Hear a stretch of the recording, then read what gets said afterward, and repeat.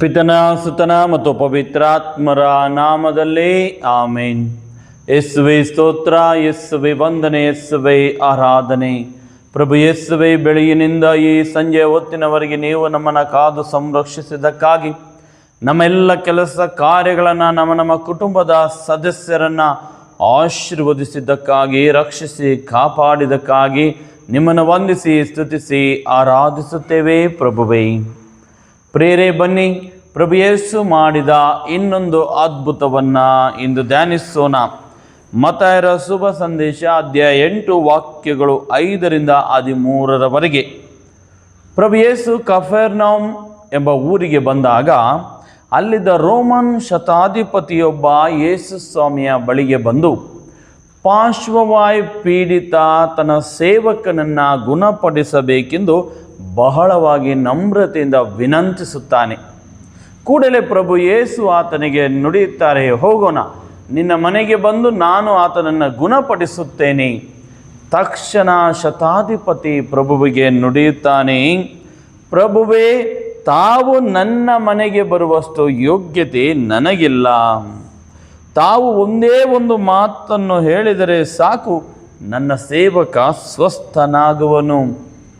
ಪ್ರಿಯರೇ, ಆ ಶತಾಧಿಪತಿ ಪ್ರಭು ಯೇಸುವಿನ ಮೇಲಿನ ದೃಢ ವಿಶ್ವಾಸದಿಂದ ಅಂದು ನುಡಿದ ಅದೇ ಮಾತುಗಳನ್ನು ಇಂದಿನವರೆಗೂ ನಾವು ಪ್ರತಿ ಬಲಿ ಪೂಜೆಯಲ್ಲಿ ಪ್ರಭು ಯೇಸುವನ್ನು ಪರಮ ಪ್ರಸಾದದಲ್ಲಿ ನಮ್ಮ ಹೃದಯಕ್ಕೆ ಸ್ವೀಕರಿಸುವ ಮುನ್ನ ಅದೇ ಮಾತುಗಳನ್ನು ನಾವು ನುಡಿತೇವೆ, ಪ್ರಾರ್ಥಿಸುತ್ತೇವೆ. ಶತಾಧಿಪತಿ ತನ್ನ ಮಾತನ್ನು ಮುಂದುವರಿಸುತ್ತಾ ಪ್ರಭು ಯೇಸುವಿಗೆ ನುಡಿಯುತ್ತಾನೆ, ಏಕೆಂದರೆ ನಾನು ಮತ್ತೊಬ್ಬರ ಕೈ ಕೆಳಗಿರುವವನು, ನಾನು ಇತರರ ಸೇವೆ ಮಾಡುವವನು, ನನ್ನ ಕೆಳಗೂ ಸೇವಕರಿದ್ದಾರೆ. ಒಬ್ಬನಿಗೆ ಹೋಗು ಅಂದರೆ ಹೋಗುತ್ತಾನೆ, ಇನ್ನೊಬ್ಬನಿಗೆ ಬಾ ಅಂದರೆ ಬರುತ್ತಾನೆ, ಇನ್ನೊಬ್ಬನಿಗೆ ಇಂಥ ಕೆಲಸವನ್ನು ಮಾಡು ಎಂದರೆ ಮಾಡುತ್ತಾನೆ. ಈ ಮಾತನ್ನಾಡುವುದರ ಮೂಲಕ ಆತ ಪ್ರಭು ಯೇಸುವಿನ ಪರಮಾಧಿಕಾರವನ್ನು, ಈ ಪರಲೋಕಗಳ ಸರ್ವದರ ಮೇಲೆ ಪ್ರಭು ಯೇಸುಗಿರುವ ಸರ್ವಾಧಿಕಾರವನ್ನು ಒಪ್ಪಿಕೊಳ್ಳುತ್ತಿದ್ದಾನೆ. ಪ್ರಭು ಯೇಸುವಿನ ಶಕ್ತಿಯನ್ನು ವ್ಯಕ್ತಪಡಿಸುತ್ತಿದ್ದಾನೆ. ಪ್ರಭು ಯೇಸುವಿನ ಮೇಲಿನ ತನ್ನ ಅಪಾರ ವಿಶ್ವಾಸವನ್ನು ಆತ ನುಡಿತಾ ಇದ್ದಾನೆ. ಆತನ ವಿಶ್ವಾಸವನ್ನು ಪ್ರಭು ಯೇಸು ಮೆಚ್ಚಿಕೊಂಡು ನುಡಿತಾ ಇದ್ದಾರೆ. ಇಂತಹ ಗಾಢ ವಿಶ್ವಾಸವನ್ನು ನಾನು ಇಸ್ರಾಯೇಲ್ ಜನರಲ್ಲೂ ನೋಡಲಿಲ್ಲ.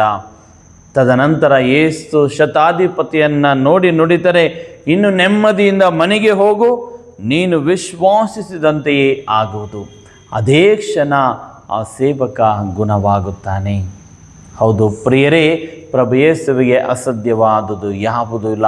ಇಹ ಪರಲೋಕಗಳ ಮೇಲೆ, ಸರ್ವದರ ಮೇಲೆ ಸರ್ವ ಅಧಿಕಾರ, ಪರಮಾಧಿಕಾರ ಪ್ರಭು ಯೇಸುವಿಗಿದೆ. ಈ ವಿಶ್ವಾಸ ನಮ್ಮದಾಗಲಿ, ಆ ಶತಾಧಿಪತಿಗಿರುವ ಅದೇ ವಿಶ್ವಾಸ ನಮ್ಮದಾಗಲಿ, ನಮ್ಮ ವಿಶ್ವಾಸವು ದೃಢವಾಗಲಿ. ಪರಮ ಪ್ರಸಾದದಲ್ಲಿರುವ ಪ್ರಭು ಯೇಸು ಸದಾ ನಿಮ್ಮನ್ನು ಆಶೀರ್ವದಿಸಲಿ. ಸರ್ವಶಕ್ತ ದೇವರಾದ ಪಿತಾ, ಸುತ ಮತ್ತು ಪವಿತ್ರಾತ್ಮರು ನಿಮ್ಮನ್ನು, ನಿಮ್ಮ ಕುಟುಂಬಗಳನ್ನು ಆಶೀರ್ವದಿಸಲಿ. ಆಮೇನ್.